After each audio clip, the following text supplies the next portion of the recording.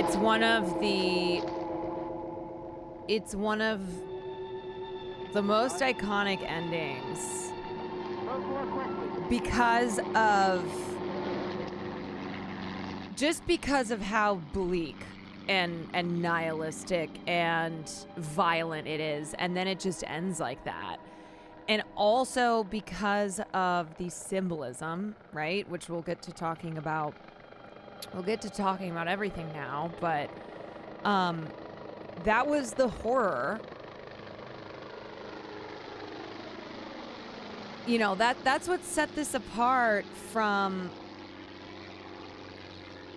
other horror films, is that the horror was in death being inevitable. And this film, and then also subsequent George Romero films, and then really a lot of the zombie genre that symbolizes society collapsing on itself. And there's a lot of film historians and film scholars who have written about zombie movies being an allegory for capitalism, and how capitalism will result in the death, like over consumerism and capitalism resulting in the death of humanity and society collapsing in and of itself. That it's literally eating, the zombies are eating, these are human beings eating other human beings. Like, you get to the point that we have over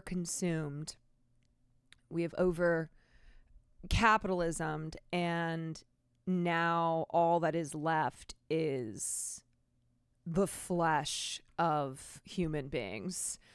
So anyway, that is Night of the Living Dead. I know that we're a modern audience, and so for most of us in here, it probably doesn't feel scary. And you think, though, back when it first came out 56 years ago, and it was life-changing for people, and I think it's one where, and Andre earlier said this too, he's like, this film still holds up, and this led to nightmares for me, where when I was younger and I saw Night of the Living Dead, it's much scarier than, of course, seeing it as an adult, because I've seen everything now.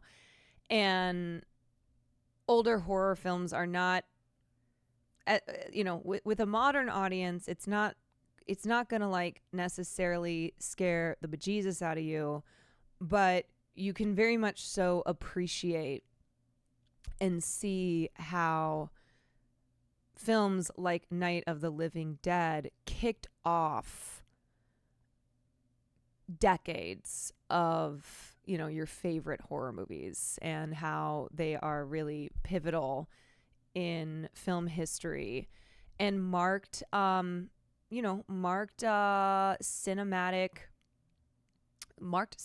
progress. And without them, we don't have a lot of the films that we all love. The movie's still scary because assholes like Harry still exist in those to me, the horror of the film is the the allegory of racism. And as I said, George Romero did not set out to make this film be an allegory of racism in the United States. Like, he wrote this character. He wrote this character, Ben, and he had a blue collar trucker, crass dude in mind. And then Dwayne Jones auditioned, and he was just so good that he got the part. And so a lot of the dialogue changes came from Dwayne Jones himself, who, even though George was not aware of the political significance of having a black lead who is sensible and courageous and is the one who survives at the end, but then is killed by a white mob. He didn't see, as so he says, he didn't see the significance of that, and did not see, you know, the social commentary. But Dwayne Jones absolutely did. And there's a quote from him here. He was very much so aware of the racial impact of his casting because he was the first black actor to play the lead in a horror film, and the first black actor to play the lead in a film where his character, that there weren't explicit mentions of his race. Because if you notice in the movie, there's no explicit mentions of Ben being black. When he butts heads with Cooper, never once does Cooper say slurs or anything that clearly shows his overt racism. Same with Barbara, but you get that sense, and when you take it all together, you get the sense that they are distrusting of Ben. And there's a moment in the beginning too with Barbara where she's freaking out, goes outside, meets Ben, and she goes very still. And she goes still not because of the zombies that previously she'd been fucking losing her mind over, but because of the sight of Ben. And that's why the commentary in this film, the way that you can interpret it, is it's subtle, like it's subtext. And so it's little moments like that where it really you know, you see why this film has had such an impact on social horror and thriller in that genre. Challenges the stereotype that black men are afraid. Yeah, I mean, the thing is too, this movie came out 56 years ago, and there still is a dearth of black male horror leads where their you know, their role in the film doesn't revolve around their race, and they're just the heroes of the films. And of course you have Get Out, but Get Out is much more overt in its social commentary. And Get Out was initially supposed to end with Chris getting arrested by the police. You know, with that being obviously very strong commentary on what it means to be black, and especially a black male in America. So this takes all of that out. Ben is just a guy who's extremely capable, who's extremely sensible, who's very courageous, who's level-headed, who's the only character throughout the film who always has his eyes on the prize, being, we have to survive these zombies. Whereas the other characters, it's a mix of them being afraid of the monsters outside, but then the monster that they're stuck in this house with, or at least to them, who, you know, they perceive as a monster. And again, I cannot state enough that this was in 1968. This was 4 years after the Civil Rights Act, but it was a very tumultuous time in the country, and it very much so felt like society was collapsing.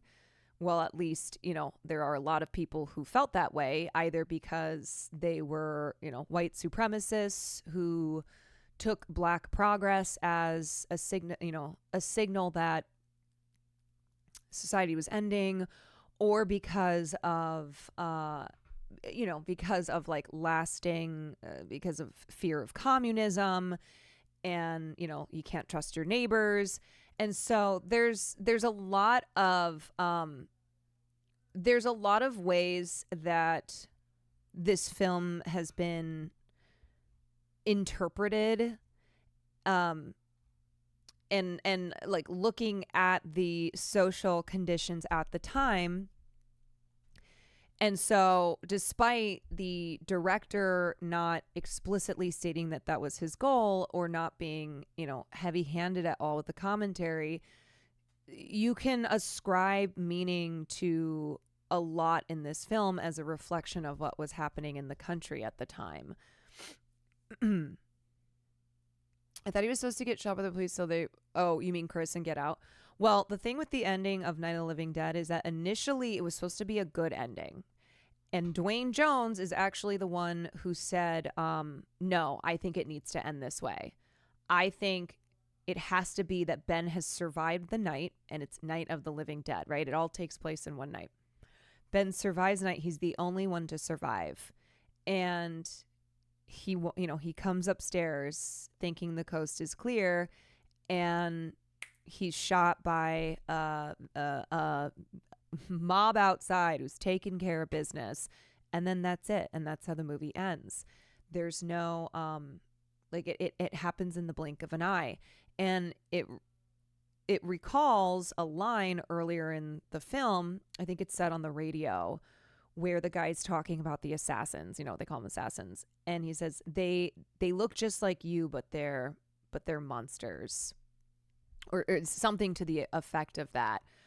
Where they look like human beings, but actually they're monsters.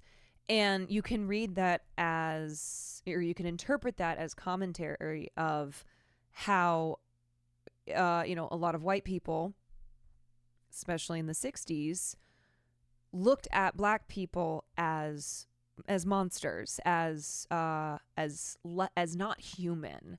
And so, the question at the end there is, they see Dwayne, and the assumption is, oh, they think he's a zombie, and so they kill him.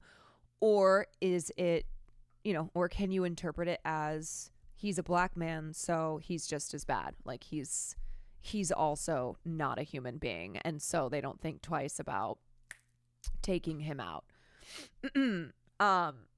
Okay, wait, I wanted to read this quote from Dwayne Jones, who was very aware of the importance of his casting.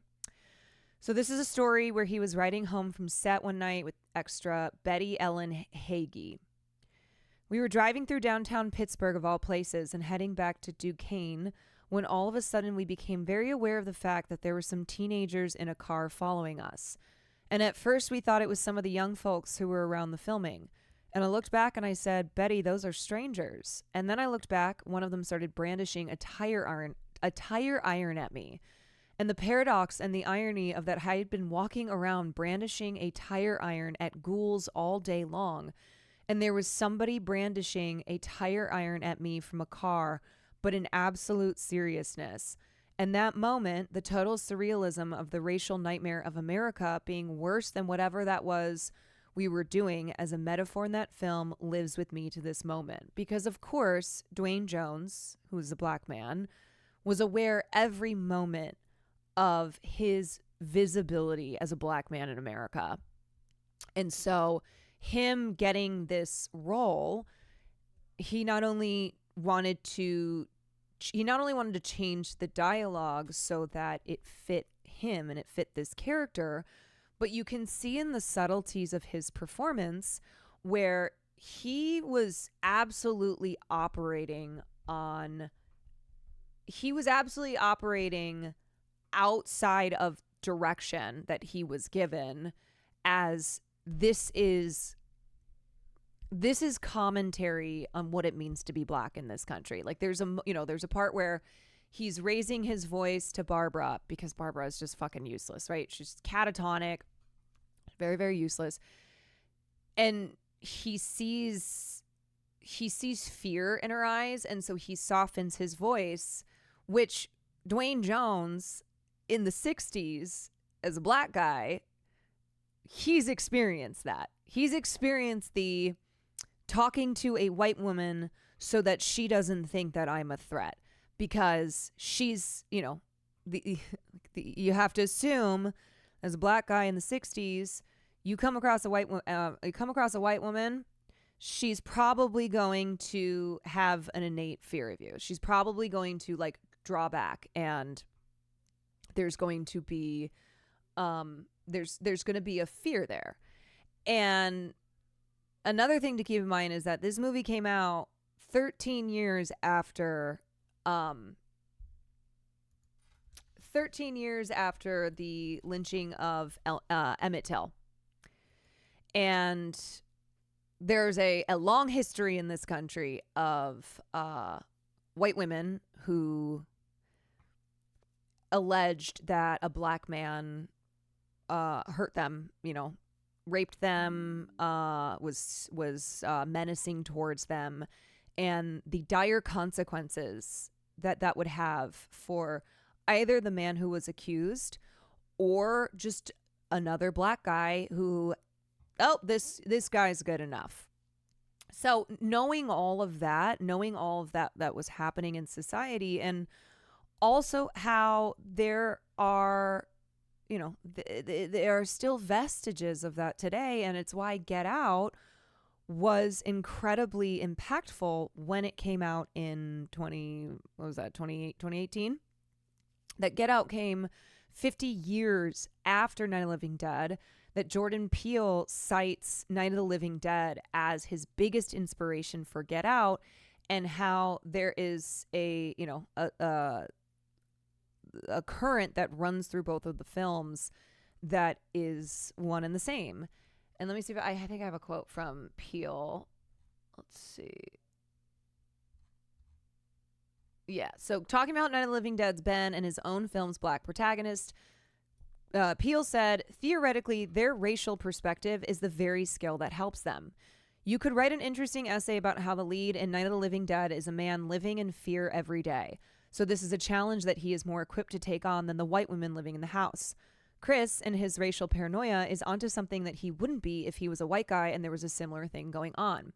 The thing I loved about Get Out is that from the beginning, Chris is suspicious, because Chris is a black guy who lives in America, and there's never any time that he can let his guard down. And unlike a lot of other protagonists in horror films that are very like, what's going on, until they're like, something bad is happening. From the get-go, Chris he's aloof, he's wary. He's always like polite but cautious.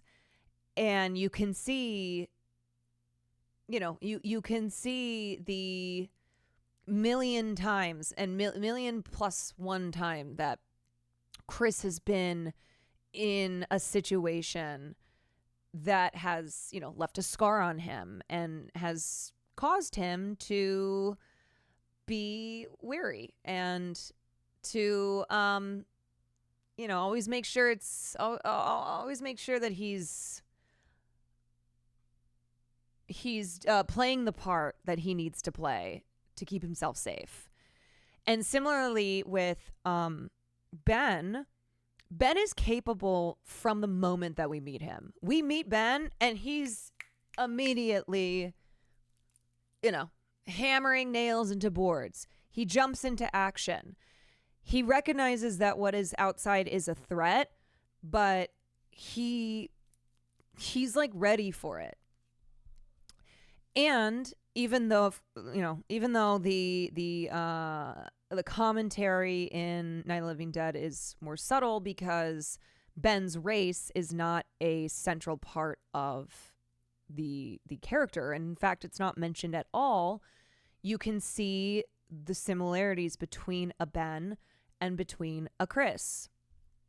Yeah, Ben is just like, don't worry, I know how to deal with a horde.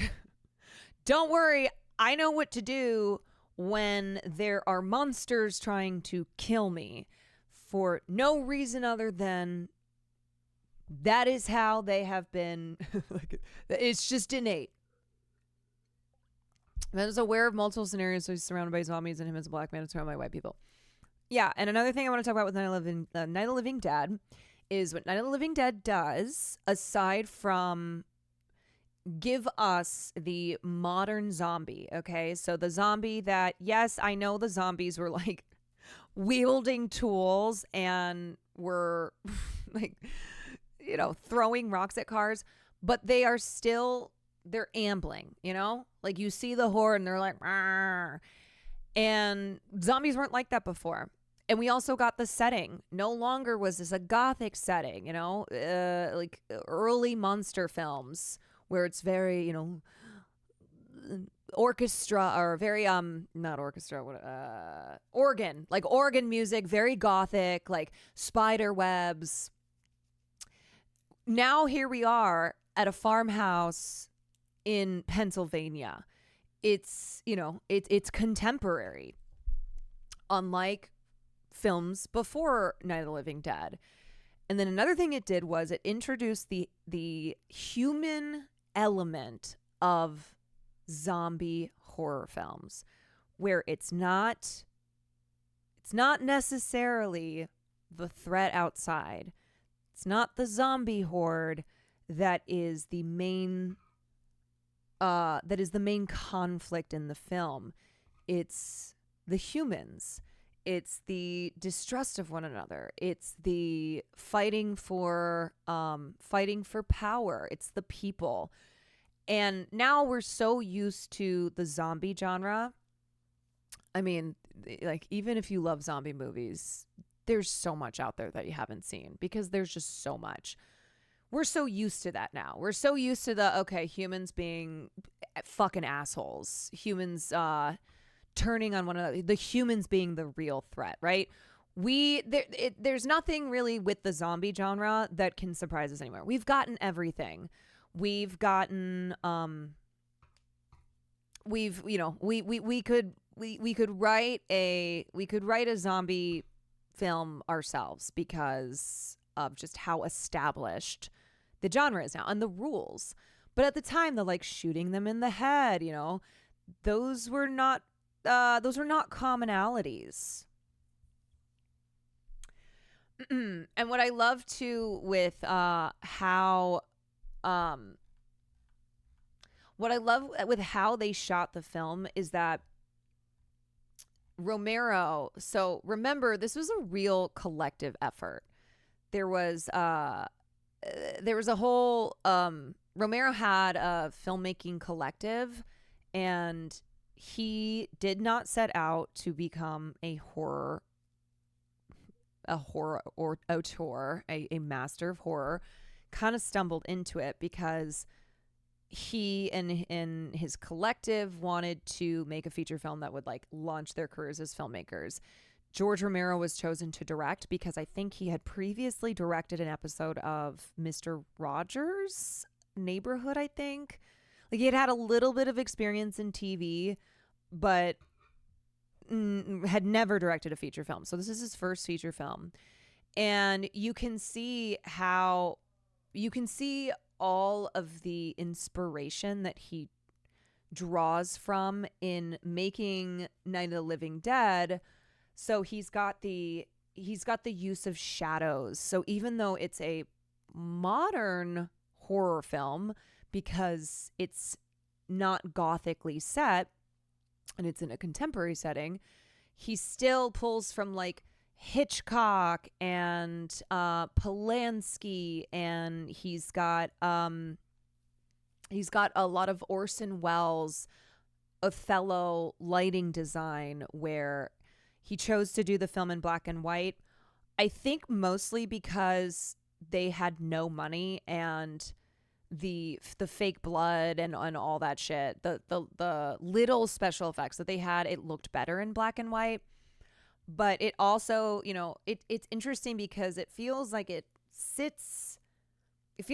of the Living Dead straddles this space between classic gothic horror and modern horror because of the way that he films it, but then because of the, you know, the themes, the setting, other elements of the film where it really, it really straddles it. Another thing that I will say is, so the zombies they don't really look like zombies in Night of the Living Dead because of the low budget. But I do feel like there's something special and very unique about these zombies, where on the one hand, there's a lot of silly moments, right? A lot of silly moments. But these zombies, or ghouls, as they were called, look like your neighbor still. They don't look like zombies as you see them in most zombie films, where they're very special effects affected up. And instead it's this idea of like the horror of your neighbors just suddenly starting to eat you. Where you're watching society collapse on itself. Yeah. And so, I watch Night of the Living Dead, and I appreciate it for reasons other than it scares me. But I do think that the pragmatic aesthetics, so not a lot of money, can't do a ton of special effects, but it almost serving the film better than if they had more money to do special effects. It feels more appropriate for the movie. Feels more realistic to how the zombies would develop at the start. Yeah. Zombies in Night of the Living Dead are scary because they used to be people not because they're fast and shit. Yeah, and you see them that like you can see the neighbor who was clearly taking a bath, or the neighbor who was coming back from dinner, or the neighbor was coming back from church, and then the world just ended. The films also age better because of lack of effects. I agree. Yeah, I agree. It's so the pragmatic aesthetics being, we don't have a ton of money, so we can't do that many, we can't do that much in the special effects department, but it actually serving the film thematically and contributing to it holding up 50 plus years later. So George Romero, after Night of the Living Dead, went on to do, I think Dawn of the Dead was next. It's 1976. And Dawn of the Dead is considered his masterpiece. So Night of the Living Dead has its place in Romero's filmography. Obviously, it's his first film and the significance of Night of the Living Dead. But Dawn of the Dead, which was his second in the series, is considered to be his masterpiece. And he had a bigger budget, he was more established by then. And that one really goes hard on the theme of being, the theme of anti-consumerism, anti-capitalism, because it takes place in a mall. Yeah, famously takes place in a shopping mall. Dawn of the Dead is when the first use of the term zombie appeared. Yes.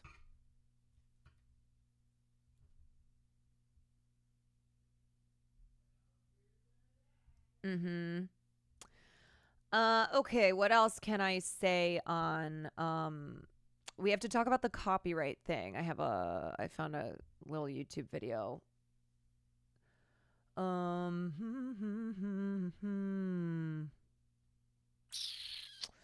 What? Okay, I forgot to say, put a 1 in chat if this was your first time seeing Night of the Living Dead. Is there a link to the movie? I mean, you can just go online and watch it. It's publicly available. I just have to say, I'm very proud.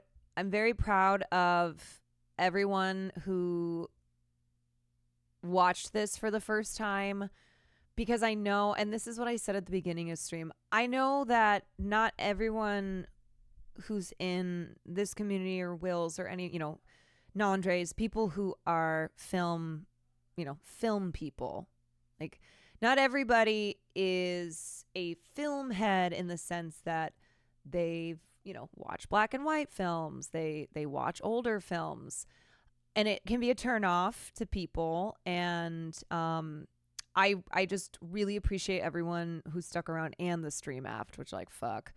but everybody who watches for the first time, because I really do think that its place in film history is so important.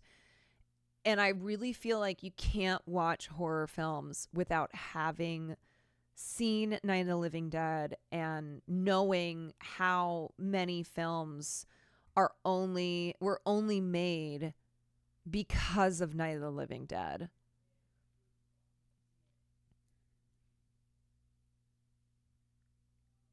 And I still and the thing with Night of the Living Dead is, as I said earlier, Deanie, thank you so much for the gifted sub. Eon, thank you for the 22 months. As I said before, a lot of times we watch movies from 50 plus years ago, and I go, it is sad to say, but this still holds up as, you know, one of the best when it comes to X, Y, and Z. Speed Razor, thank you so much for the 5.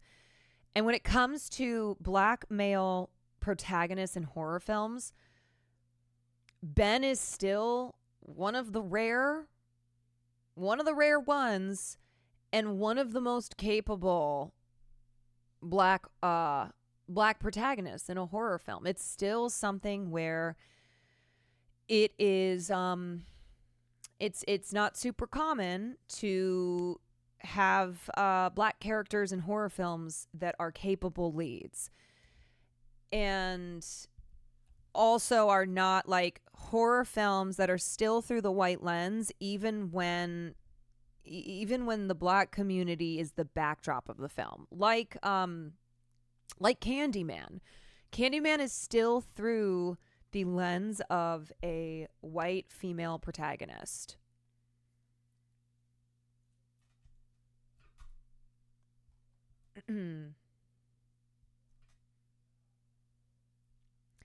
Community makes it different. I would never go watch this on my own. Yeah, I mean, watching it together as a community definitely is a special experience.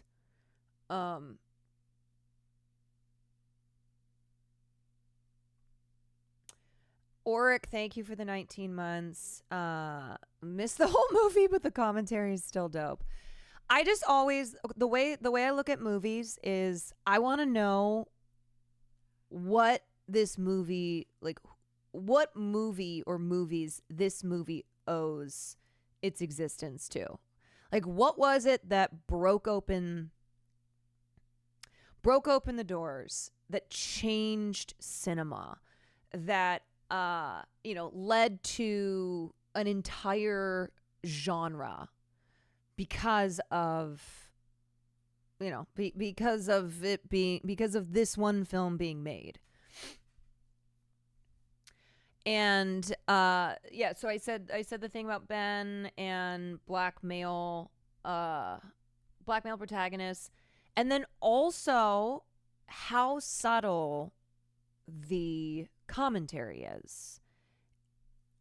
Because a lot of times now with horror films, unfortunately we've reached a point where like social commentary is more common than not, and a lot of times it's very heavy-handed, where it's like, okay, it's not, you can't just have a horror movie, it's gotta have a deep message, and it's gotta slap you across the face.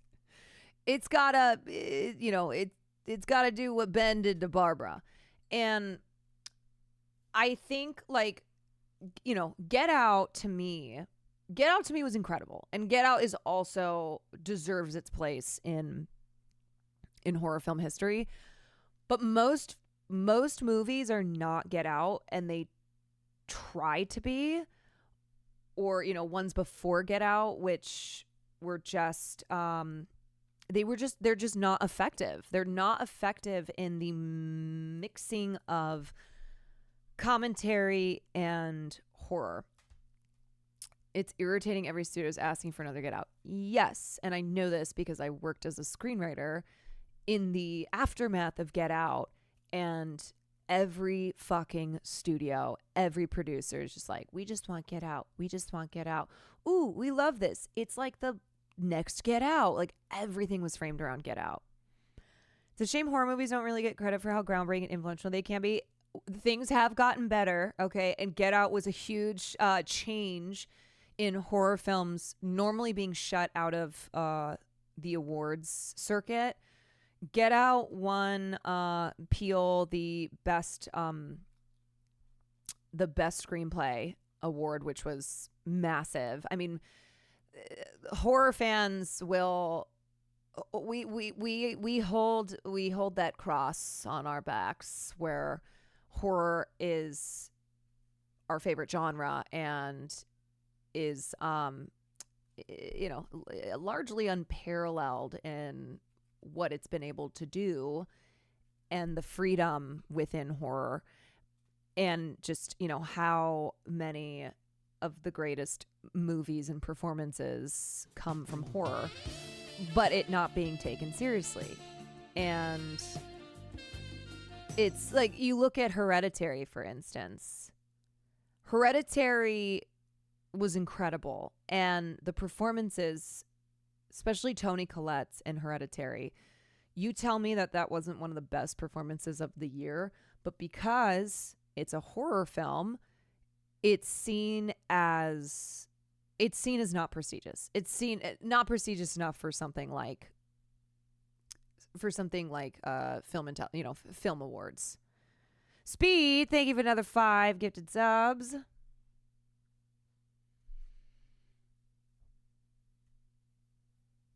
We horror fans are truly oppressed. Truly, we horror fans are. Second to gamers, we are the most oppressed.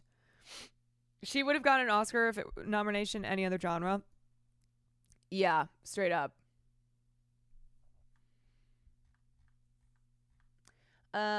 Wait, there was something else I was gonna say. I'm recalling in my brain about.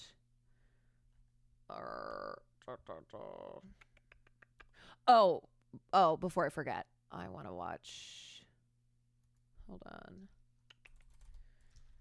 Night of the Living Dead copyright issue. I think this is the. I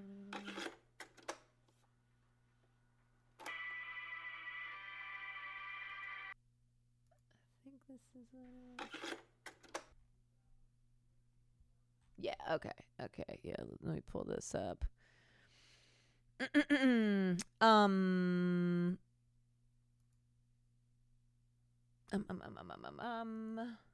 Okay, so this is a short video on why Night of the Living Dead was not copyrighted, and it has to do with an editing error. And so Night of the Living Dead joins a list of films mostly from before 1950 that are all public domain, so they're not copyrighted. I've watched the beginning of this, so I'm gonna run to the bathroom while you guys watch this. If you've ever wondered why George A. Romero's 1968 horror classic Night of the Living Dead seems to be everywhere, why it's been remade and remixed so many times, why references to the film seem to go beyond homage, and why it's playing in the background of nearly every low-budget indie horror film, it's because of a mistake made on this shot of the opening credits. And it's that one mistake that gave birth to an entirely new subgenre of horror that would eventually grow into the multi-billion-dollar zombie industry it is today. You see, prior to Romero's work, zombies were very different from what we know now, typically only found in Haitian voodoo folklore as living beings enslaved by a supernatural power. Ideas that were explored in the early 1940s with films like Jacques Tourneur's I Walked with a Zombie. Zombies, to me, were, those boys in the Caribbean who, do the wet work for Lugosi. And I thought I was creating a completely new monster. The neighbors suddenly turned into flesh eaters, ghouls, and that's what I called them, ghouls, in the film. And I thought they were completely new. And after the film's release, the ghouls became the new zombies, and the new zombies no longer belong to Romero. And that's due to the fact that under the old Copyright Act of 1909, this little symbol was the only thing standing between owning your work and not owning your work. Carney Prince, which is why nearly every months. film up into the late 1970s had that symbol clearly affixed to the title or credit sequence. something that Night of the Living Dead does not have. And that's because after the film was completed, Romero's production company Image 10 made a distribution deal with the Walter Reed organization, who suggested that the title be changed to Night of the Living Dead from its original title, Night of the Flesh Eaters. And this was to avoid confusion over Jack Curtis's 1964 film called The Flesh Eaters. Romero agreed and the name was changed, but the Walter Reed organization mistakenly omitted the notice of copyright from the revised title card. And under the Copyright Act of 1909, the first public display of your work without the symbol, word, or abbreviation of copyright and the year of publication meant that you lost your copyright forever, and the work becomes part of the public domain. And those requirements were stripped back under the Copyright Act of 1976, but Night of the Living Dead was released 8 years before those laws went into effect. But the film's entry into the public domain became the ultimate distribution tool by virtue of the fact that it was openly available for every theater, UHF station, and video store to license for free. And its ubiquity led to zombie movies becoming the dominant genre for low-budget independent film. Night of the Living Dead provided a template for young aspiring filmmakers to follow and expand on, one of the few entries into the public domain that was still fresh and ready to be explored. If Romero's copyright mistake had been caught before distribution, he would have not only retained the rights to his film, but also have exclusive rights to the idea of the zombie as we know it today. The concept of a slow-moving, flesh-eating, ambulatory corpse would have been protected as his intellectual property. Even though Romero didn't originally create the zombie, he gave them a distinct set of rules and physical attributes, and alterations to existing work within the public domain can be protected under copyright. You can see this type of copyright protection being enforced through Universal with Frankenstein's monster. When most people think of Mary Shelley's classic creature, the image that probably comes to mind is Boris Karloff's green skin, flat-top skull, protruding forehead, and bolted neck. But the description of the character in Shelley's original novel was much more vague, describing only a yellow-skinned man with black hair and lips. And even though Frankenstein has been in the public domain for over a century, Universal still holds exclusive rights to those alterations made for James Whale's film in 1931. And the threat of copyright infringement looms over anyone outside of Universal wanting to adapt that character. Universal even filed suit against Mad Magazine for this cover from 1964, asking for an injunction against further distribution and $250 for each individual infringement, with well over 1 million copies being sold. And pricey legal battles like that are why Christopher Lee as Frankenstein's monster in Hammer's 1957 retelling looks so much different, and why I, Frankenstein is just Aaron Eckhart with scars. Romero could have easily had a similar stranglehold on zombies as Universal does with its monsters, had it not been for that initial copyright mistake. The 1909 Act allowed for protection for a period of 28 years from the date of publication, with an option of renewal for a second term of equal Argento value, got it back for George which meant with that Dawn of the Dead. 1968's Night of the Living Dead wouldn't have been submitted into the public domain until 2024. And with the Mickey Mouse effect on copyright extension, there's a possibility zombies could have stayed out of the hands of the public for many more years after that, which would mean no Shaun of the Dead, no Thriller, no Resident Evil. There was a period that Dawn of the Dead was not any available anywhere for streaming. I wonder if that's still the case. And no Game of Thrones. Every zombie film, television show, video game, and comic can be directly traced back to George Romero. Walking Dead creator Robert... Yeah, also Walking Dead Season 1, the game, has a black protagonist, Lee, who... R.I.P. Lee. But that was directly inspired. I mean, Walking Dead, the comic series, is inspired from Night of the Living Dead, but having Lee, a black guy, be the protagonist of Walking Dead, the game, was directly inspired from Ben being the lead of Night of the Living Dead. Kirkman even originally intended his book to be titled Night of the Living Dead because he assumed the name recognition would boost sales, and he was free to do so because the film is in public domain. And I think that's what makes Romero's work so special. Even in a sea of copycats, with every up-and-comer using his intellectual property as their own, he was still able to tell original, thought-provoking stories that stood out from the rest right until the end. And to this day, the 3 best zombie films continue to be Night of the Living Dead, Dawn of the Dead, and Day of the Dead. So if you haven't seen the masterpiece that started it all, you can watch it online, download it for free, even package and resell it if you like. So go share it, dub it, remix or remake it, learn from it, get inspired, and make Romero's hard work worthwhile. And if you'd like to learn more about copyright law, I'd recommend checking out Information Doesn't Want to Be Free: Laws for the Internet Age from this week's sponsor, Blinkist. Blinkist is a digital learning app that distills key insights from the world's best-selling nonfiction books into information packs you can listen to in just 15 minutes. Fun fact, Kirkman had to pitch the comic as it was caused by an alien invasion that will be revealed later, and they just never did the alien bit. That's really funny because, as I already told you guys, Romero and his co-writer initially wanted to do an alien comedy for their film, but realized that the budget constraints would meant that they could not do that. So they went with a zombie film instead that George Romero said I think in his own words, he's like, I pretty much ripped off, oh God, what was it that became I Am Legend? What was the novel?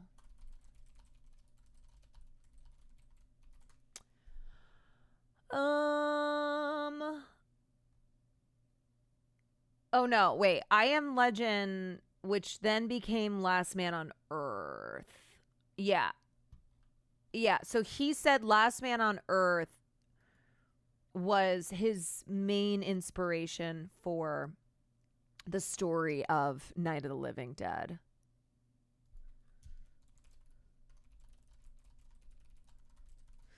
Co-writer got his chance for a comedy with Return of the Living Dead.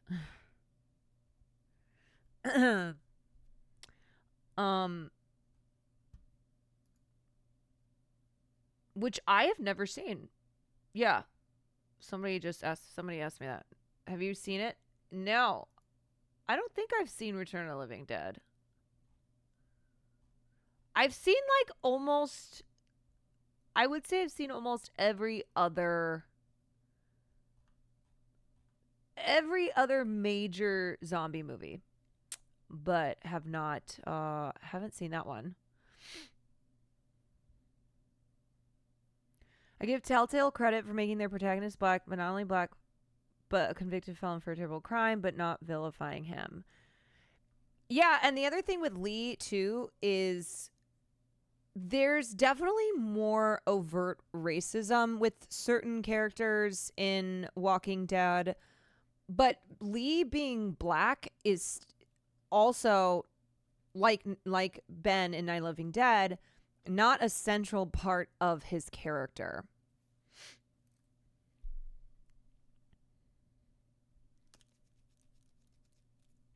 Here's the commercial that Romero did for Resident Evil.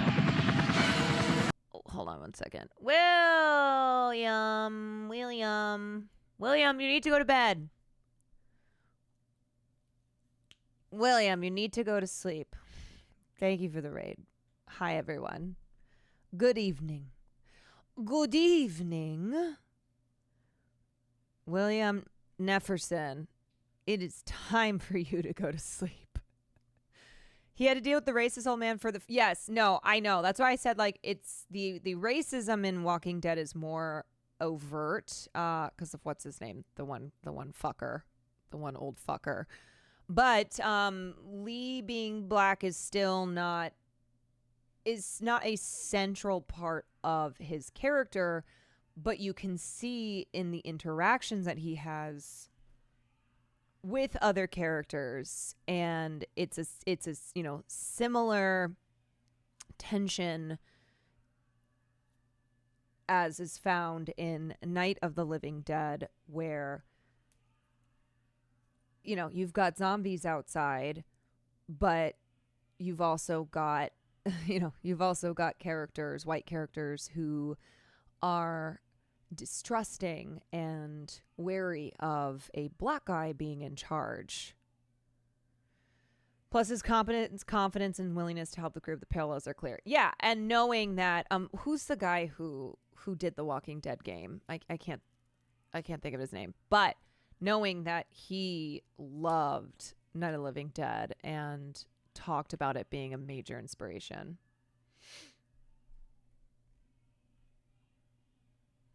Will said you're the prettiest woman in the world earlier. Aw, he's just trying to keep up with Austin Show. Austin Show, who every other day sends me something on Instagram that's send this to the prettiest girl you know. Austin Show, who makes sure to tell everyone always, Caroline is the most beautiful woman. Hi, how are you standing, dude? I'm in your bedroom? Go sleep on the couch. That sounds like an order. Go sleep. No, I had a sponsor. You. I did Wukong tonight. Oh. I thought you were just streaming for fun. We just finished Night of the Living Dead. Do you want to give your thoughts at all? I love this movie. Thoughts? Did she show you the titties in this movie? Shh. What? Don't mention them. You forgot to censor? No. I forgot to censor the second zombie ass. Oh. That's a fake ass anyway. Fake. It's fake. It's zombie. It's a zombie's ass. Yeah. Do you know that that extra, because, you know, they were so fucking broke. They didn't have any money for the movie. And so a lot of the zombies are just people in town who... That was just an Angelino walking that by. was, well, it was filmed in... It was filmed... I know it takes place in Pennsylvania. I think it was filmed there. But anyway, she was not named. Like, I don't think she's in the credits. And so earlier when I was researching, something popped up where they were like, trying to find who she was to properly credit her. Whoever wrote this piece, I'm like, really? Is that what it was? That you just want to make sure that the Have you ever world seen the knows second her name? Night of the Living Dead? Yeah. There's a Dawn? very Or do you mean the remake? No, the one where it's like 80s kids. Wait, are you talking about the second in the trilogy, Dawn of the Dead? No, there's like what's the Night of the Living Dead where it's like the 80s? Because he also remade. He remade. Chat, help me Night of out. the And Living there's like Dead. a punk girl who gets naked for no reason, and it's like iconic. Return of the Living Dead. Is that Return of the Living Dead? Return of the Living Dead is. Are you talking about the one directed by Dan O'Bannon, the one that's a comedy? This one I'll be able to tell you in a second. with her? Yes. Don't pull up any other photos. No, I'm not. This one. Yeah. No, I was saying earlier that I haven't seen this one. Oh, that's a good one. Did he produce this? Because I know he didn't direct it. I don't know. I think he might have. I don't know. Caroline, my brain is kind of You're fried? right now. What's your favorite? Oh, I already know. Your favorite zombie movie. What is it? Does chat know? Who can guess Will's? Since a lot of your community's in here. I honestly think there are two. Who can guess Will's favorite zombie movie? There are two zombie movies that are so far beyond every other zombie movie ever made. Shaun of the Dead, that's one of them. that's 28 one. Days Later, that's the other. Those are the two best zombie movies ever made by like. Not World War Z. Hey, you got some gifts up. Speed, thank you for the 10. What do you think of Train to Busan? Train is very good. I like Train a lot. I would give Train a really high score, but honestly, like I would probably give Train like a 9 out of 10. I really like Train. It's a very good movie. I've watched it multiple times. But Shaun of the Dead and 28 Days Later are like 10 out of 10 top 100 films of all time. Was 28 Days Later the first zombie film to make the zombies like super fast? Yeah, it changed everything. Like that also revolutionized. I the just think modern also zombie. like the 28 Days world is like the most believable zombie apocalypse world. To me, 28 Days Later is kind of like the Dark Knight of zombie movies. Where a lot of zombie movies, you kind of have to like suspend your disbelief, and there's like a scene of like a guy coming out of a grave, and it's like, oh. And it's also always, how are these zombies sneaking up? Yeah, and I'm going to be honest, there are two schools of thought on zombies, right? Two schools of thought. One, hell is out of room. Two, there's like some disease. And I hate the hell is out of room shit. Because I don't like that the zombies are magic. I want them to have some kind of like, just make it a disease or something. The hell is out of room shit. I don't like that. Yeah. What else are we missing? Because I would say for me, 28 Days Later. Dawn of the Dead in the shopping mall. Dawn of the Dead is iconic. very iconic. Really good. Is it true Will Neff is featured in a new show on Adult Swim? Yeah, he is. He's a big time voice actor. The Strain. Do you mean the show? We tried watching that. We watched like 3/4 of the first season, and then I can't even remember specifically what it was that made us stop. But I didn't finish it. You know what I really love is One Cut of the Dead. One Cut of the Dead, if you've never seen it, is it came out in 2017, I think. And it is a horror comedy. I don't want to. It's one of those movies that I'm like, I never want to say too much about because you really should just watch it. Like it's quite brilliant. I really, really love it. Yeah, it was a Japanese film, low budget, and it went on to be one of like I want to say one of the biggest earning movies of the year. Aardvark King, thank you for the 9 months. Or at least biggest earning as compared to what its budget was. It's called One Cut of the Dead. UB, thank you so much for the 16 months. Okay, wait. What we're going to watch George Romero's commercial for Resident Evil 2. This is from 1998.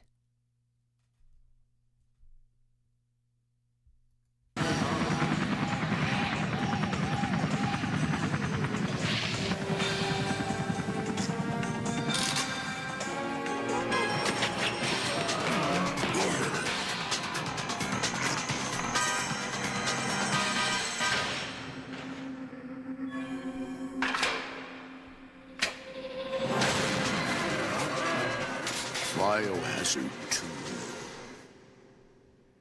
Yo! It's amazing that George Romero did not intend to become the zombie king, and because of Night of the Living Dead, because of the importance of that film and the impact it had, he became the zombie king. He became the zombie guy.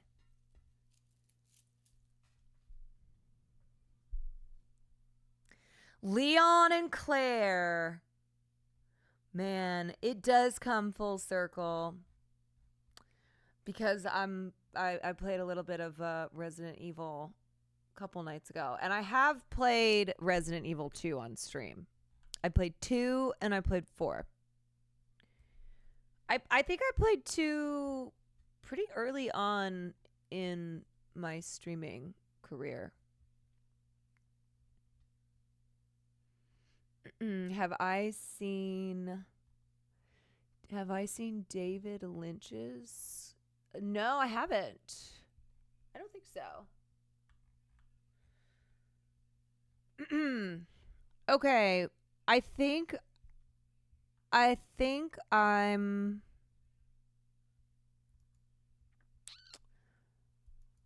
wrapped. I think I'm wrapped on dinner and film night. So maybe a little bit of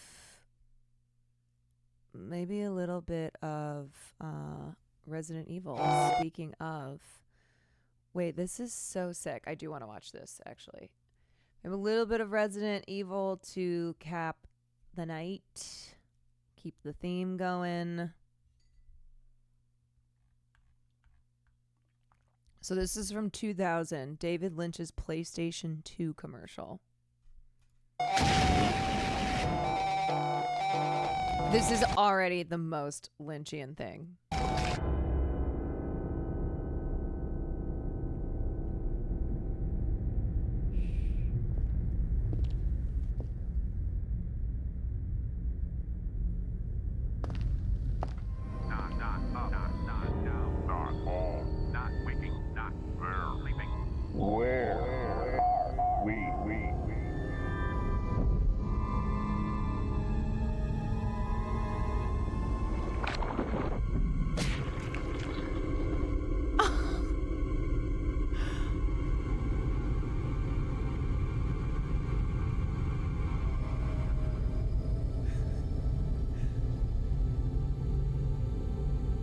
This is a Welcome. commercial for third PlayStation. PlayStation 2! The third place! Yo, why don't we get commercials like this now? Why don't you take some of the greatest cinematic minds and have them doing commercials? What the how bizarre and beautiful.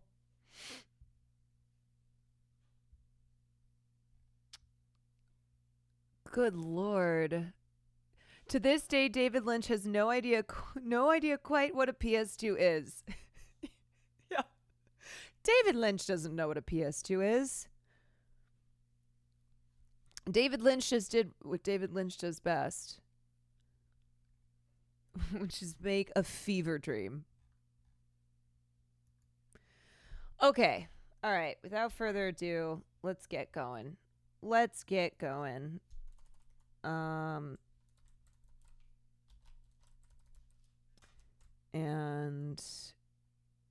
do a little Resident Evil before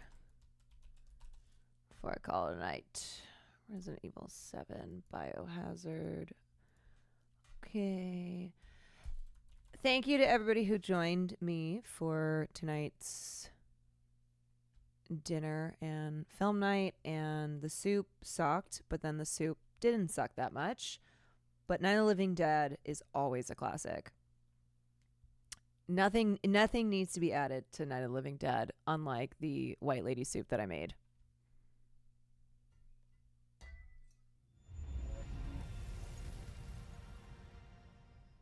And remember, look for my memoir. Look for my memoir coming soon. The White Woman in Me.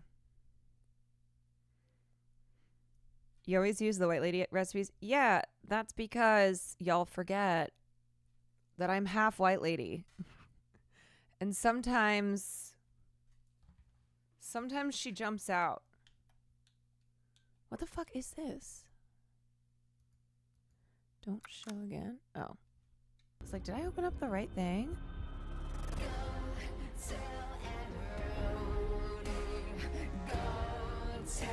What is this?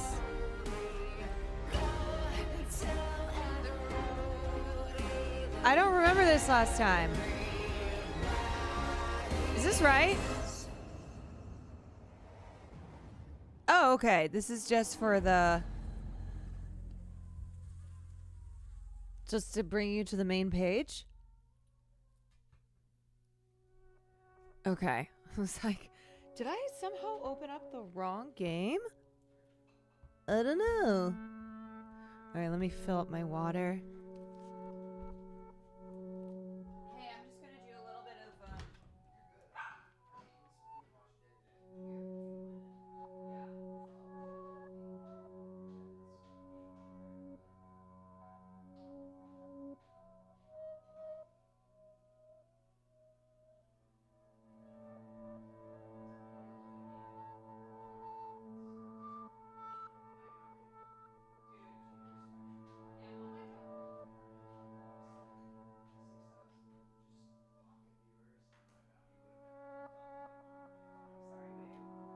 Yeah, we aft at the same time.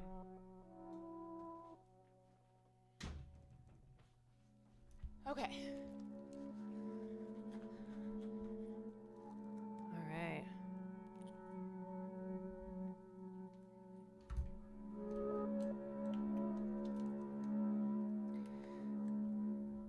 Why you're not working? Yes. Yes. Okay.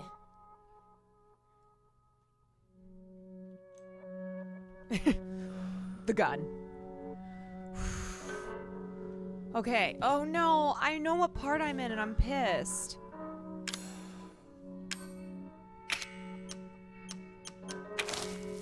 Wait, you guys, I hate this part. Let me just... Pew pew. Okay. Alright, I have the key. Yeah. I have the key for the dissection room. I don't remember where it is, though. God damn it.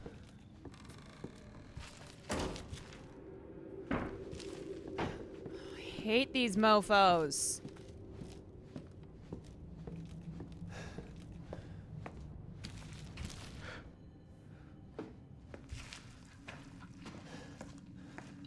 I hear it. But where is it?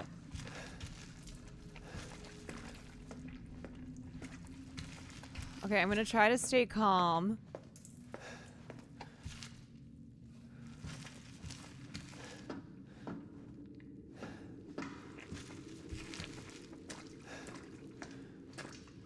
Oh God.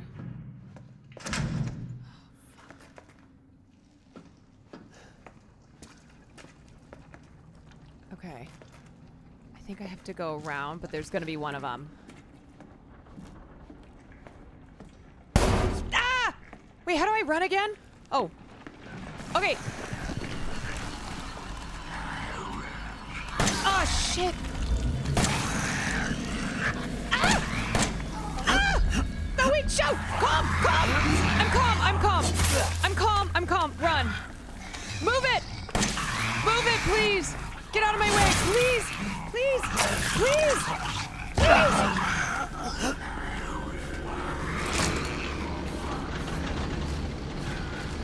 Shit! No! No, please! Go! Go! Get in! Oh, the key! No! No! Shit! Oh, God! I can't do it. I can't. I can't do it, you guys. I can't. Ah. I can't.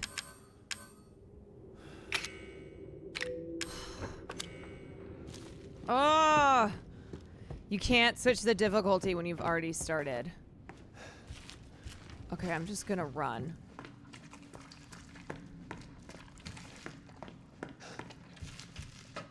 I'm just gonna run because that guy takes his time coming out of the...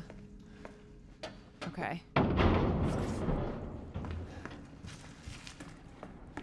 Here I go. Just run. Okay, go. Go, go, go, go. Ah! Ah! Wait, get away from me, please. Please. Okay. Wait, shit! Go! Go, please! Please, go! Okay. Whew. Okay.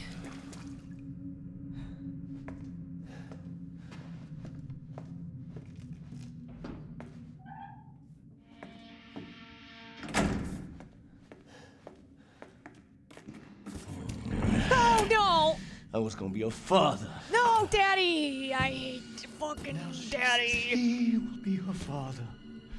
No. I will find him, and I will make him suffer.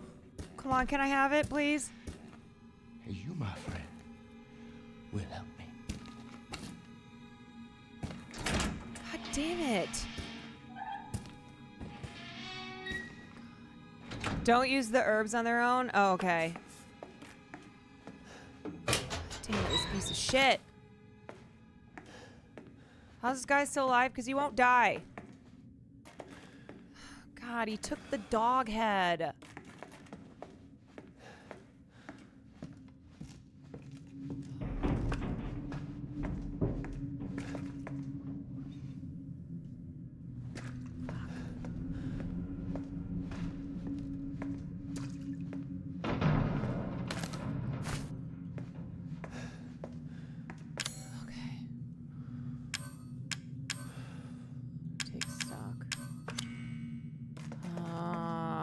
Hate him. Okay.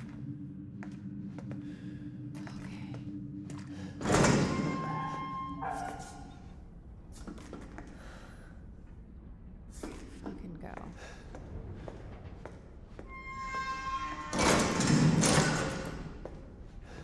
Come here. Let's just do this.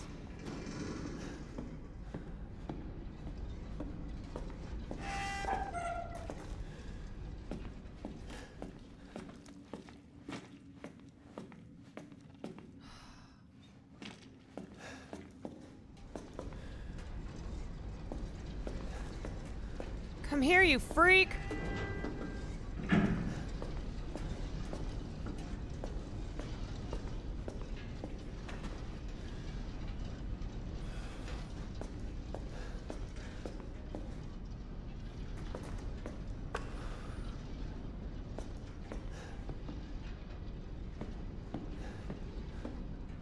Where is he?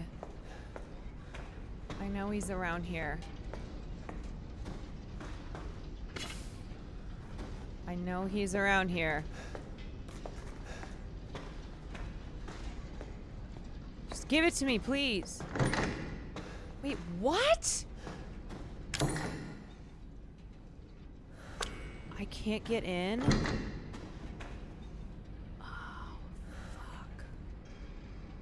fuck. God damn it. Snake door. Well, where am I supposed to go? I need another key, man. God. Why do they make this so hard? Oh! Oh, I got it! Oh no! Oh no! Oh, you fucker! Oh shit, he's got an axe! You ain't Oh, God!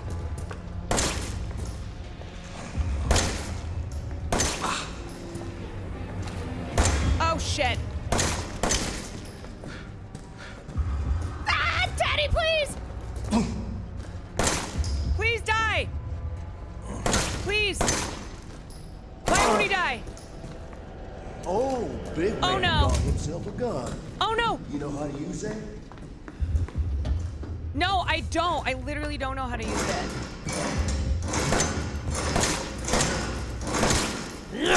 Shit!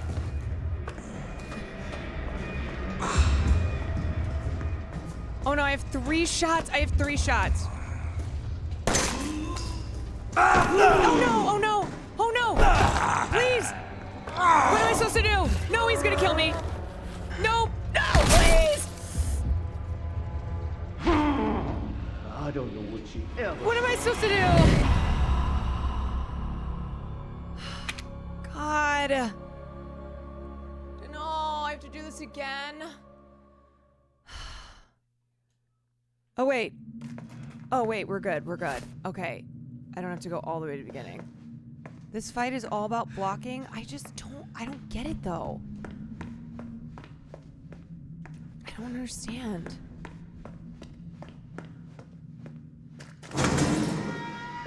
Daddy, you son of a bitch.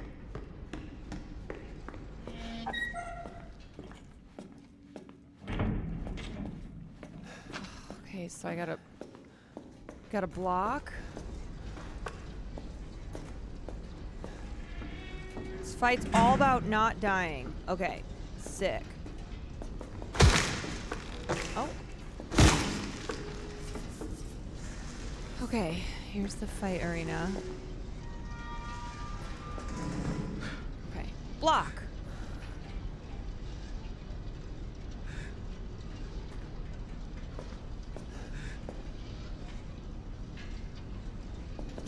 Okay. Alright, here he comes. Fuck you! Okay. You ain't getting Like away. that? Okay. Shit. Okay, I blocked it, right?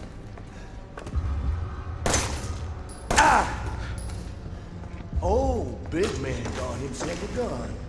You know how to use that? Shit! No!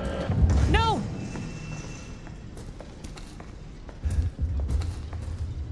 Oh my god. Ah! Wait!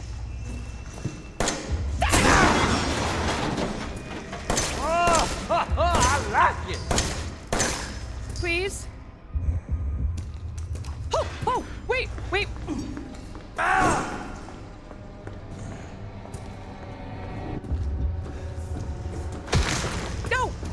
I keep missing? Oh no! Oh no!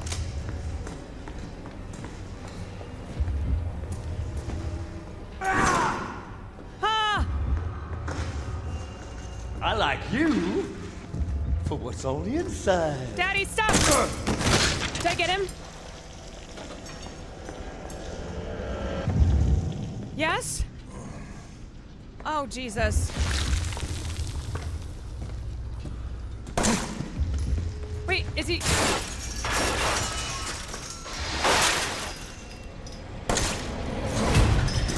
Oh my God. Groovy. Gotta start moving.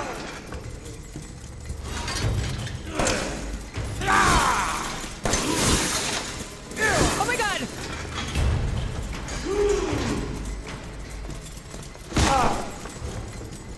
Please.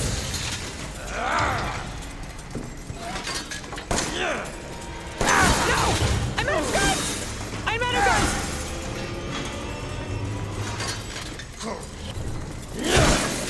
How do I grab it? Oh, the chainsaw! You gonna die. Shit! No!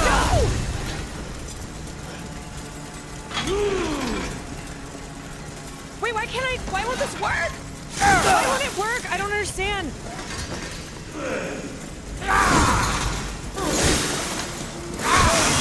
Shit! You just don't.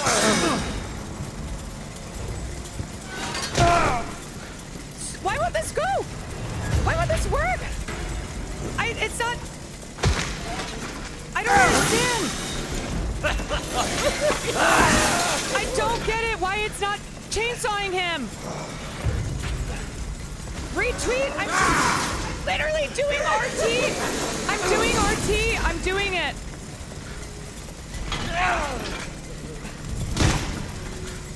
I don't know. I don't know. I don't know. I don't understand. I'm holding it.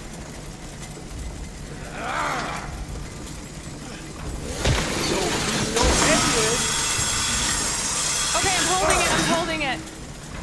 Why won't this fucker die? Die, you piece of shit.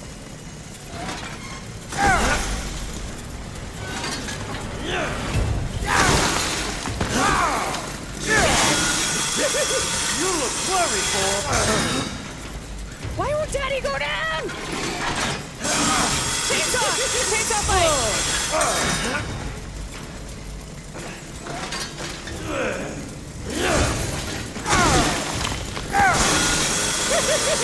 You just don't. Is this right? Oh!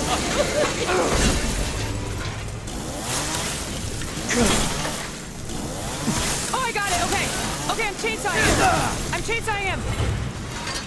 Oh no! Oh no! Oh no! Oh, I hate this so much.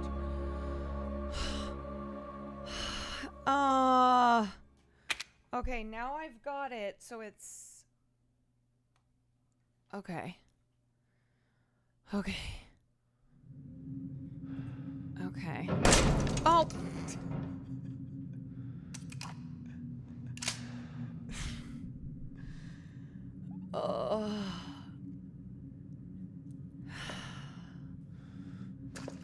Okay. Yeah, the camera does feel really close. Fuck, I didn't need that bullet. Whatever. Okay. So... Now... My hands have carpal tunnel already. Okay. Alright, fucker. Let's go! You ain't in the way. Shit! Fuck you, Daddy! God damn it.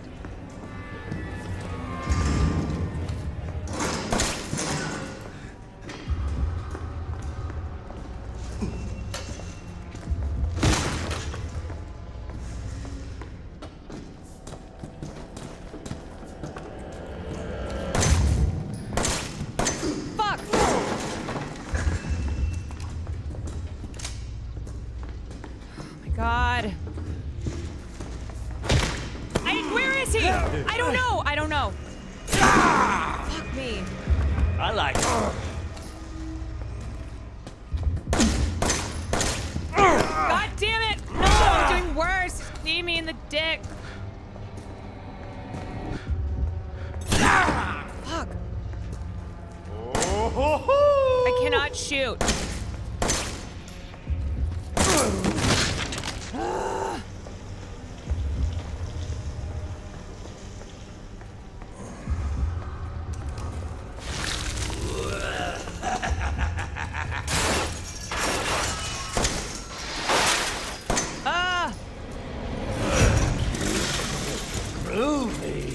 Oh my god.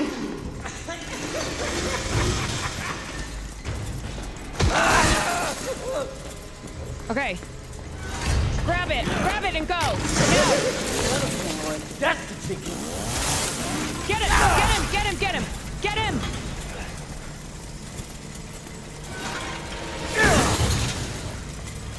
Don't use your head.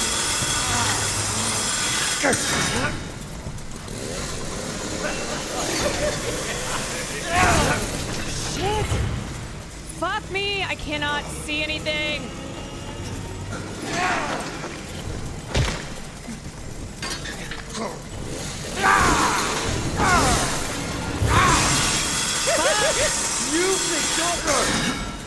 I can't.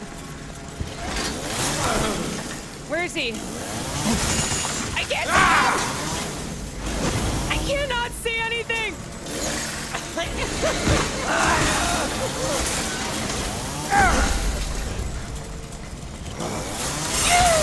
Yes, okay. Can I get him, please? Please tell me that was that.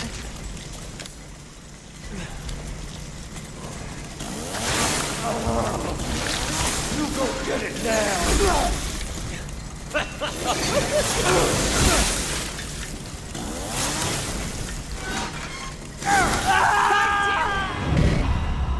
Oh my god.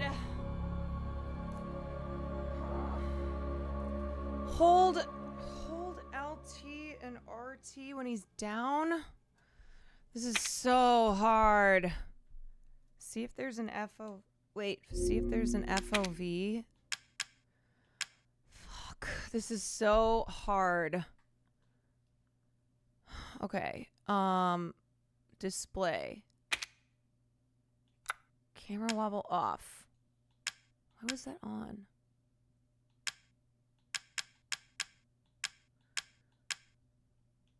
Display area?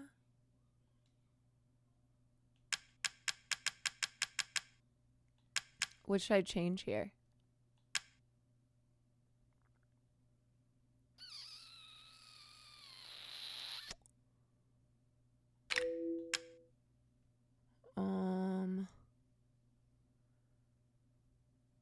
Okay.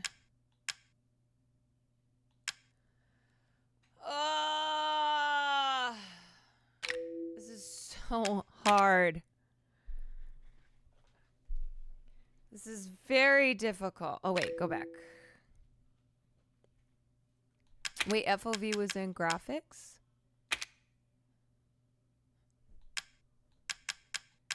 Oh, okay. So field of vision, change that to 100 or 90? Okay, I think 90 is the max.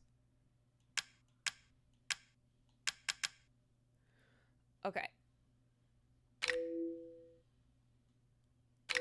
Let's try this. All right, that's better.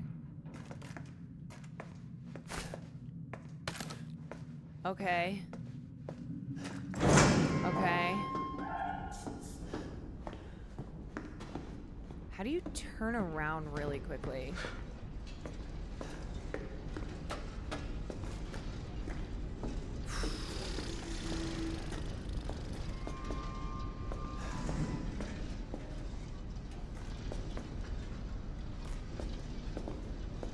Down.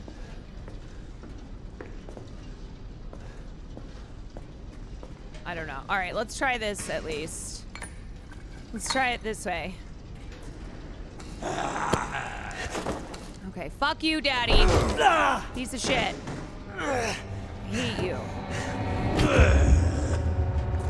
You ain't getting away.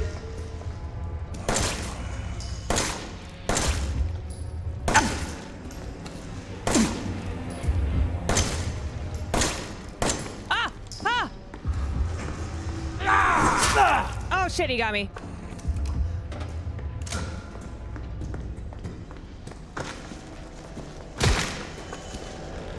Fuck you. Daddy? Okay. So let me practice LT and RT.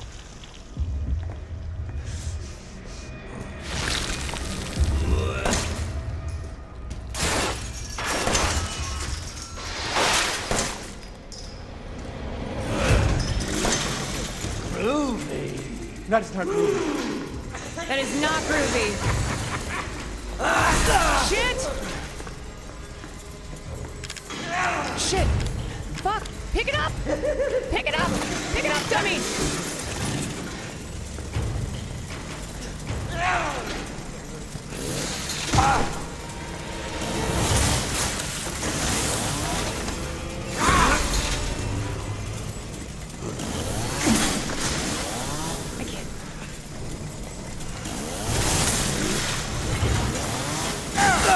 Shit! Fuck me!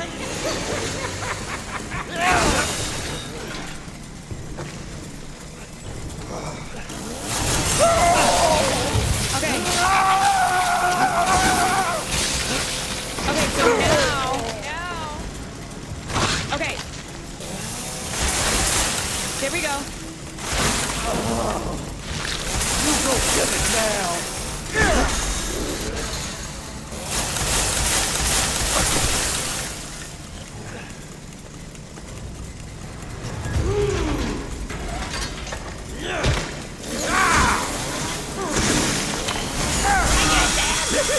You look worried, boy. What? Fuck!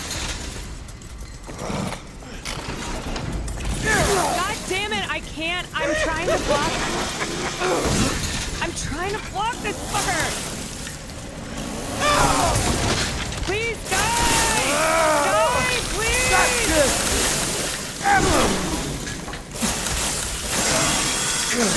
Please die! No, please!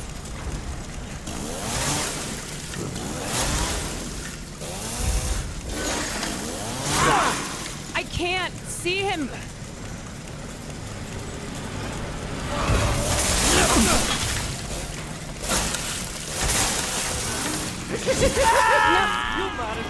I don't understand. I don't know how to do this. I'm doing LT and RT. I'm doing LT and RT.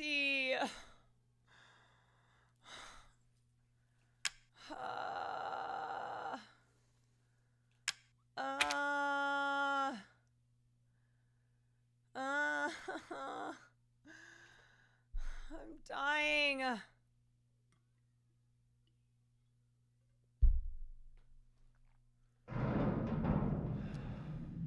You can't bomb rush him?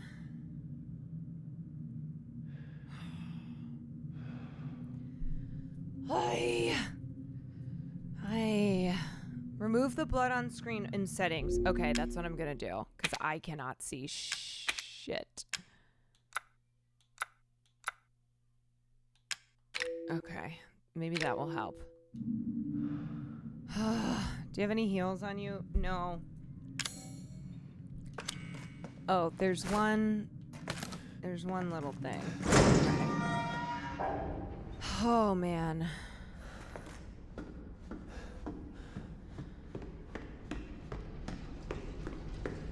Box on the ground. There's heals in the arena. Oh, there's that box. I don't know if I have time to break it though. Fuck. Oh. Oh, man. This is so hard.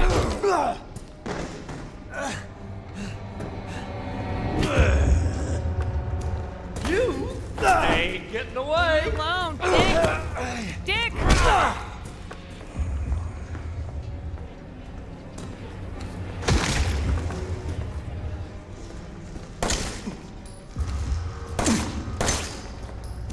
Fuck, fuck.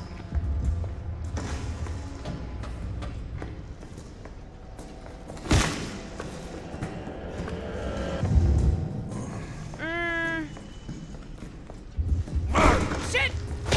Fuck! No, no, no! Damn it!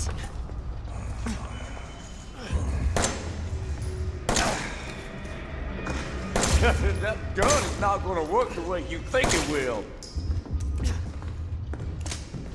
Oh, I hate him so much.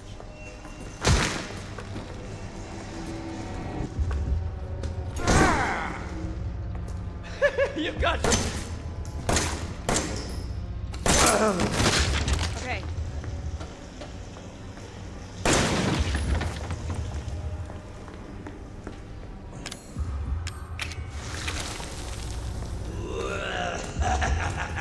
Okay. All right, so now I gotta stay. Groovy. That's not groovy. Okay, run! No, shit, run! Oh, I just ran right under that. Oh, that's particular.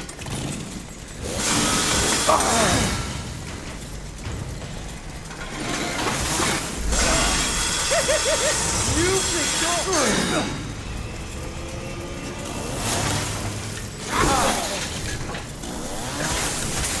Okay, run.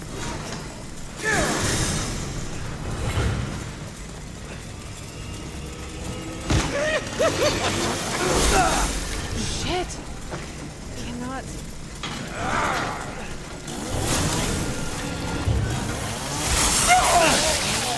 Okay.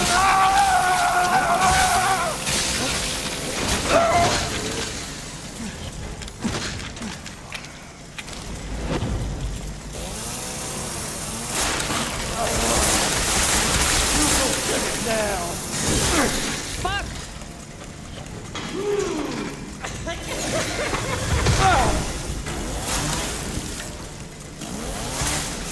Run!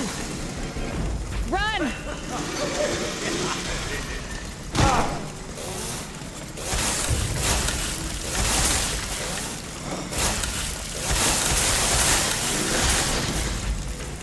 Where'd he go? Where'd he go?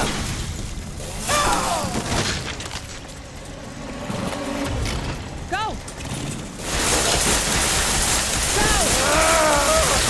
That's it!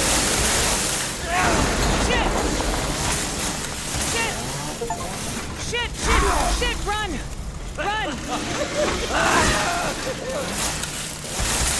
Shit! I cannot see!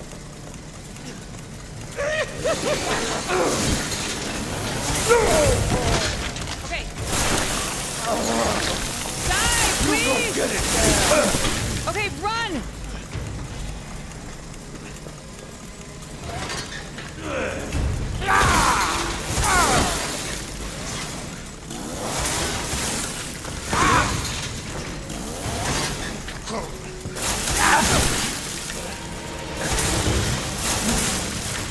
Is he dead?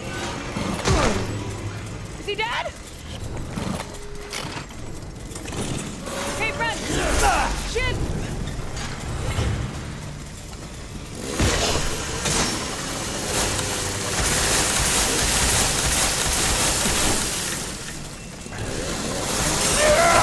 Please! Please, is that it? Is he dead now? Please. Please be dead!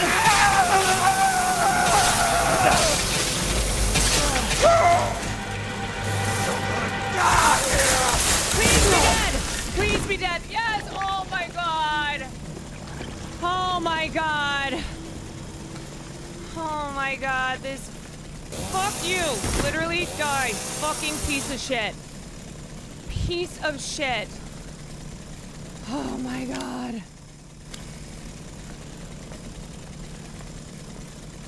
Oh my god.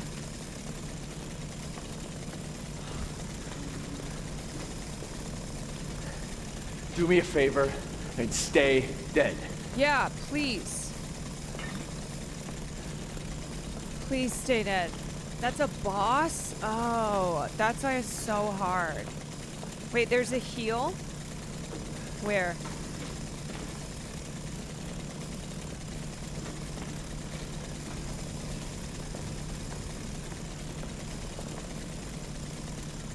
I just grabbed it? Oh! Oh. Oh my god.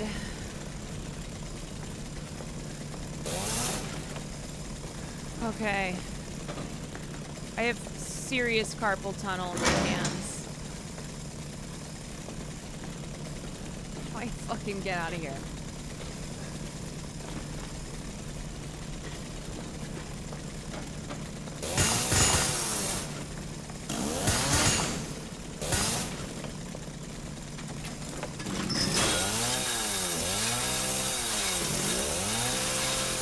Oh my god.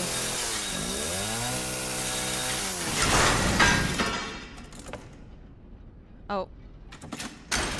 There goes that. 0 bullets. Okay.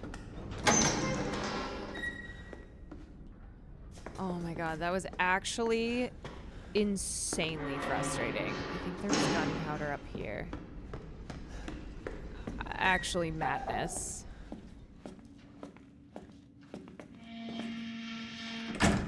Poor deputy. Oh. Oh.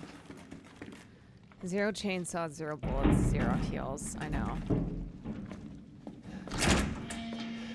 I need to save.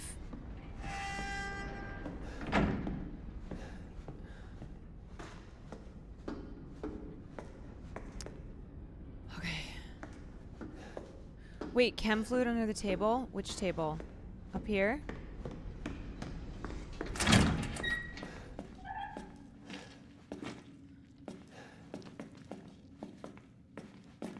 Nice. Good job, guys.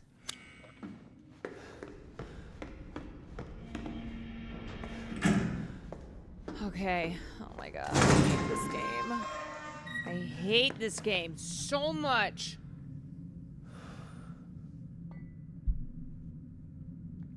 Sir Curly Top, thank you for the 6 months. Thank you. Oh my god. Just let me out of here, please. Yeah, I don't have anything to heal or to use the... You sound so defeated. Oh.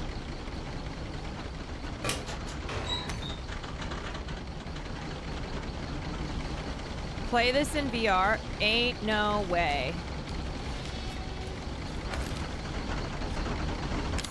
Wait, did I get bullets? No.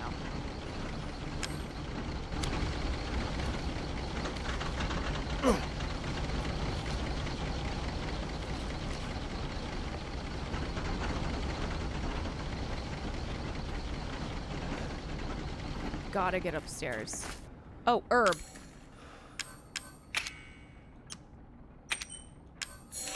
Nice. Just gonna run. Run!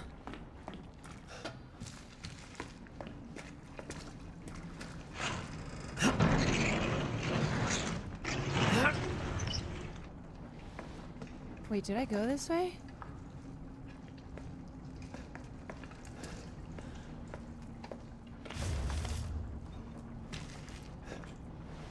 No, wait, why did I do that? Shit. Okay, it's fine.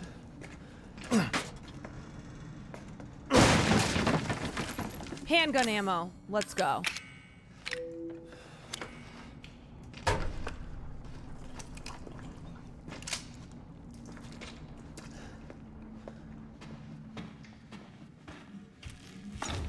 Scorpion key.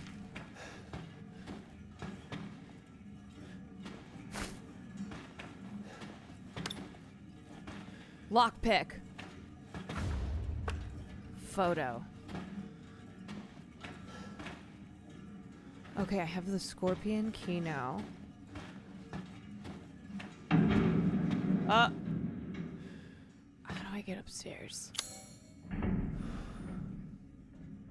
if I go back.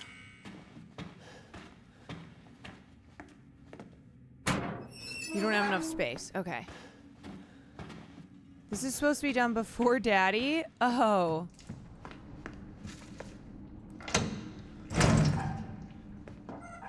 Wait, how do I get upstairs? I don't remember. Fuck.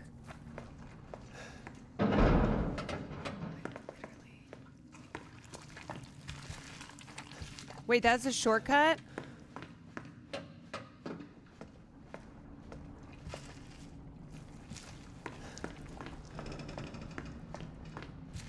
This way?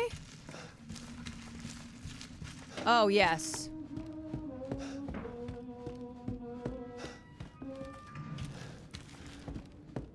Oh my god. Please. Okay, wait. Let me see what I can put in here. Oh my lord. Put the shotgun shells.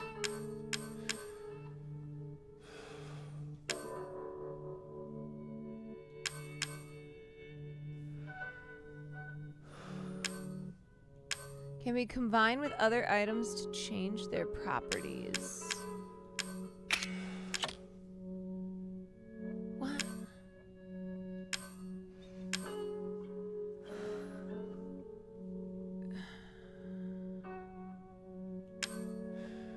Should I make something with this?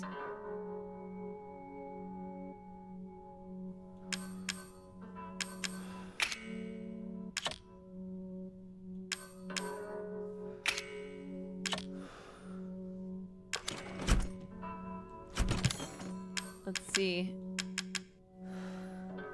Can I make stronger bullets? What happens if I do that?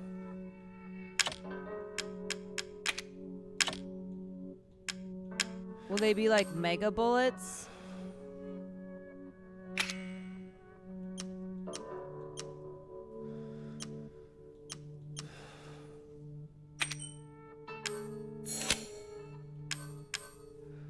Yeah!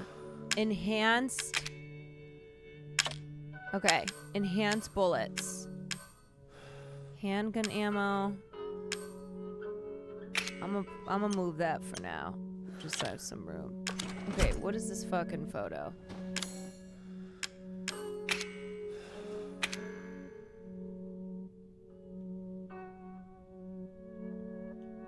I hid something nice here. Try to find it if you can. In the fireplace? Okay, check the fireplace. I'm gonna move that, and I'm gonna put that in there, because I don't need that anymore.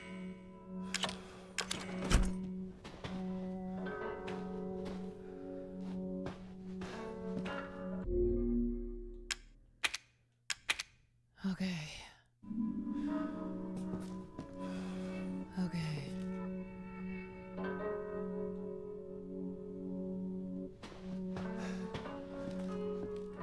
Thank God.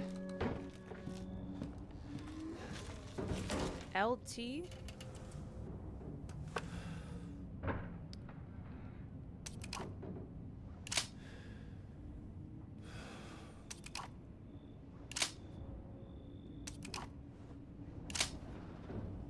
Okay. Granny! Oh my God, this old bitch. She's everywhere.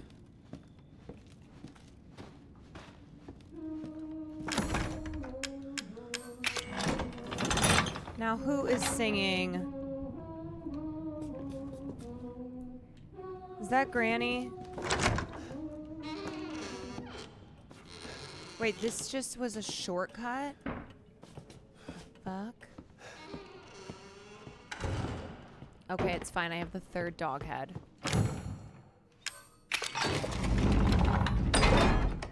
Okay. So that gets me in there. Okay.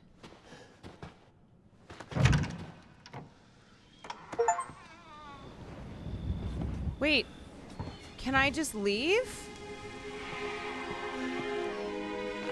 I'm outside? So surely I should be able to run, right? Surely I should be able to escape.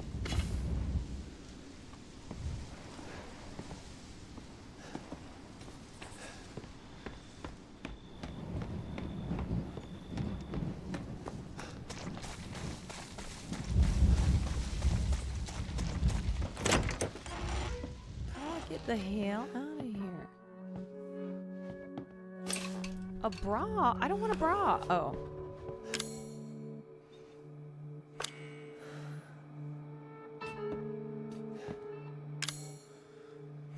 Oh, clues.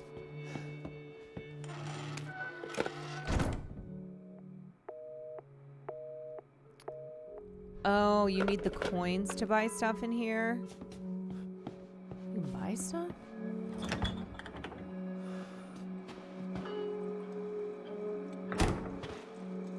Oh, I see. Okay, so like gun, antique coin. Ew, is that daddy? It's too late for them? Oh, maybe not.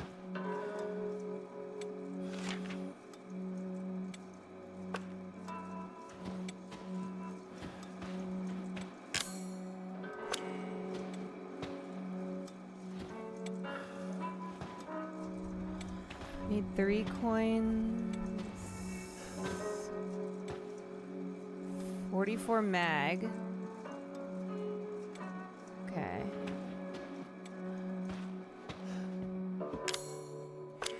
This one is stabilizer. Oh, I could probably use that for my gun.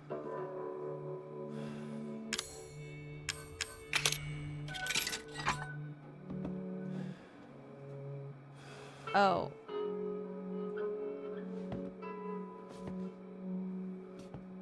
Oh.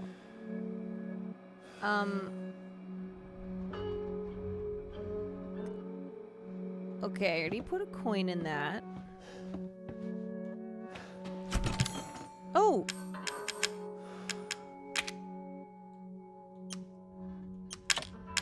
I've got 4 more coins. Broken handgun. I don't want a broken handgun.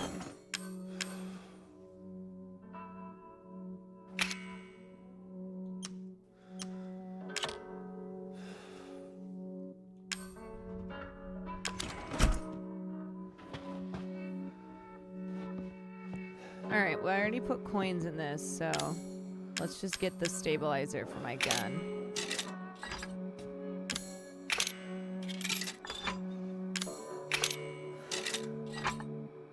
God, this shit is expensive, man.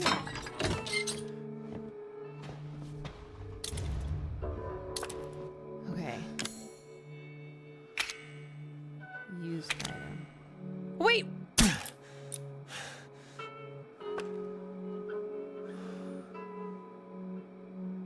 Oh, that's for reload speed.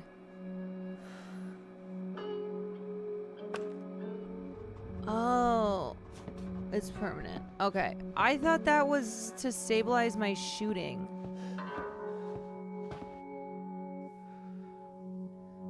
Yeah, it's still good.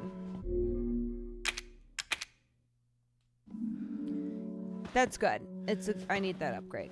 Okay. No, I don't want that bra.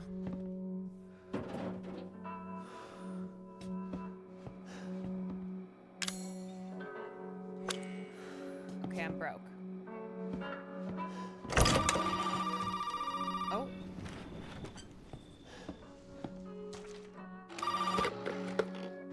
You made it. You're the first I've ever seen make it this far. So what is it you need me to do? Is it gonna help me get out of here? Yes. Now listen carefully, Ethan. My family and our bodies are contaminated. I can't leave the property unless I get it out. And the same goes for Mia. Is there a way to get it out? We need the serum. It should clear whatever this stuff is out of the body. As long as you're not too far gone. All right. So where is it? If I knew where one was, I'd already be long gone. But I have a feeling my mother has hidden some inside the old house somewhere. So if we get this thing, I can help Mia and we can get out of here? Right.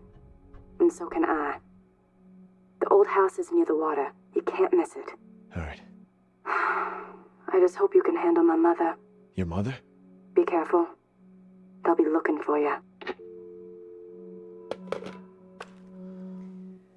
Okay. Oof.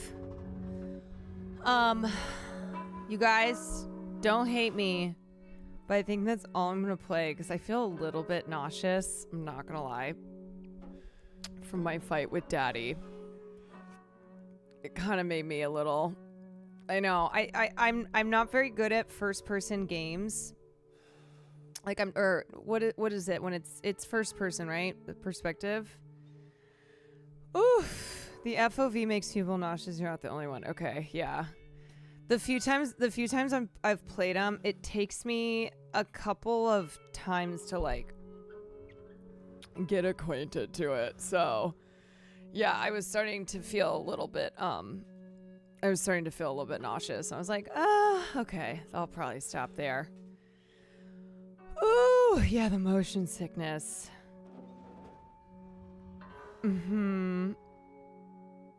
I did beat a boss though. I didn't even know it was boss. I didn't even know.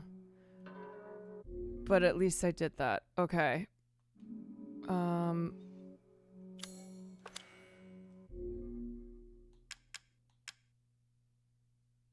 If I can hit this, it's not gonna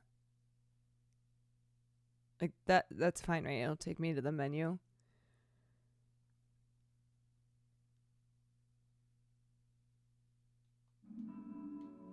Yeah, I'll save again just to be safe. Okay.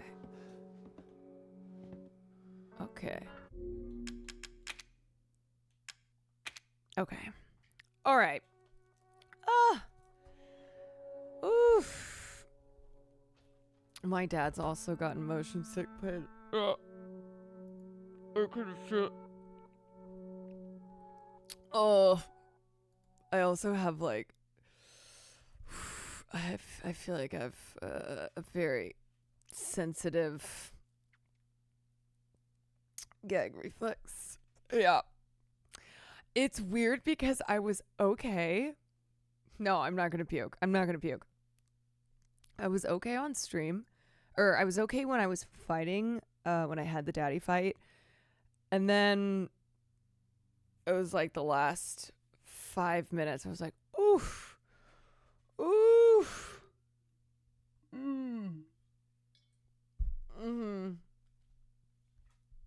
It is like it is car sickness. Yeah.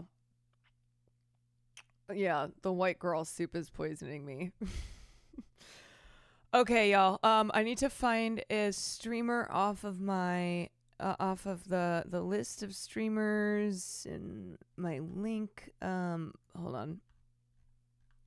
Okay, let's see. Let's see who's streaming. This is why when people tell me to do VR, I'm like, ain't no way. Ain't no way. I can barely even do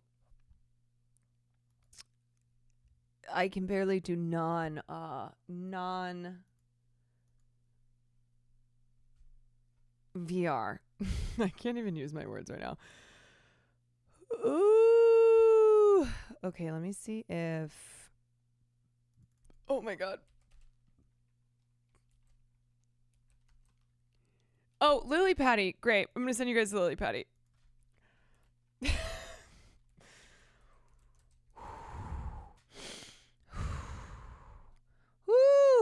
Okay.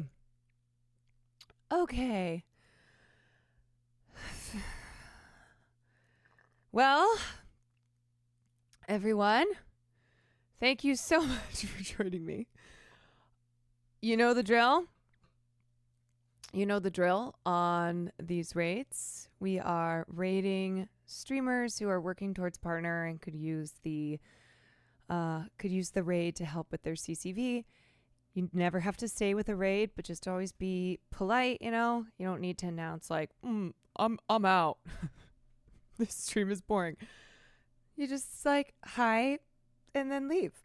But you're all wonderful, and I just say this as my spiel to give streamers of all sizes deserve respect.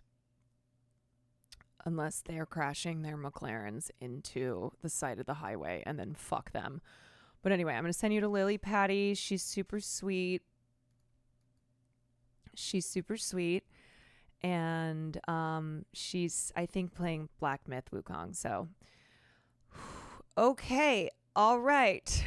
I will see you all tomorrow. Thank you so much for joining me for dinner and a movie and a little bit of Resident Evil, which is kicking my ass in so many ways.